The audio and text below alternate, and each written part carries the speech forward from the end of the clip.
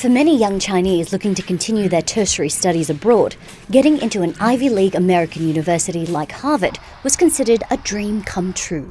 Ever since I was a kid, Harvard has represented, the sort of like the epitome of higher education globally, right? The name, the academic freedom and, like the meritocracy there is just absolutely second to none.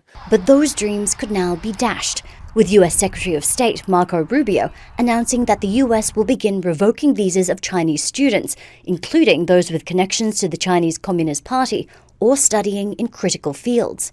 Those from China make up the second largest cohort of international students in the US, behind ones from India. There are an estimated 280,000, and many are anxious to know whether their studies could be cut short and how they will be viewed. Chinese students in the US are vulnerable and subject to bullying and oppression. Many US policies target Chinese students and impose restrictions on them.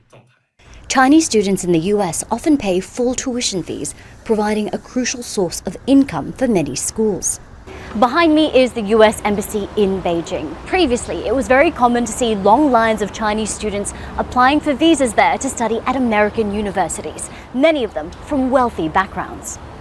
The daughter of Ren Zhengfei, the founder of communications company Huawei, recently completed her studies at Harvard. President Xi Jinping's daughter also attended the institution, graduating under a pseudonym in 2014. China's foreign ministry says it opposes the disruption of student exchanges. The US side's actions has exposed that the so-called freedom and openness that the US has always claimed are lies and will only further damage America's own international image. The announcement comes as Beijing and Washington are engaged in intense trade negotiations over tariffs. Simmering tensions between the two nations have seen the number of Chinese students choosing to study in the US decline in recent years. Earlier this week, the Trump administration said it was halting all international student visa applications and scrutinizing social media posts deemed to be anti-Israel. Katrina Yu, Al Jazeera, Beijing. Make sure to subscribe to our channel to get the latest news from Al Jazeera.